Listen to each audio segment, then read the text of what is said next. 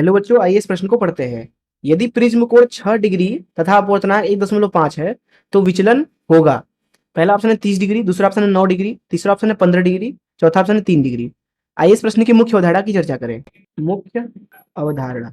तो कोई भी एक वस्तु प्रिज्म की तरह तब व्यवहार करता है जब प्रकाश की किरण दो झुके हुए सतहों से गुजरे। तो अगर प्रकाश की किरण कुछ इस तरीके से आती है, अपवर्तित होकर के कुछ इस तरीके से बाहर निकल जाती है, तो ये जो संरचना है अभी, ये प्रिज्म कहलाती है। अब हम बात करते हैं यहाँ पतले प्रिज्म की। तो पतला प्रिज्म कुछ इस तरीके से बनाया जाता है।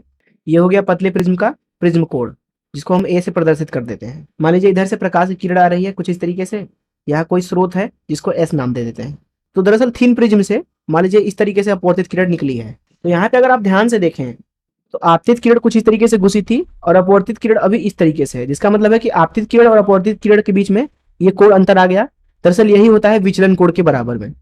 अब अगर ए का मान कम है 10 डिग्री से, तो जो यहाँ पे प्रिज्म है वो पतला प्रिज्म कहलाता है। पतली प्रिज्म के लिए डेल्टा का मान लिखा जाता है, अर्थात विचलन कोण का मान वह लिखा जाता है ए गुणे अपवर्तनांक ऋण 1। तो इस मुख्य अवधारणा का इस्तेमाल करके आइए इस प्रश्न को हल करें।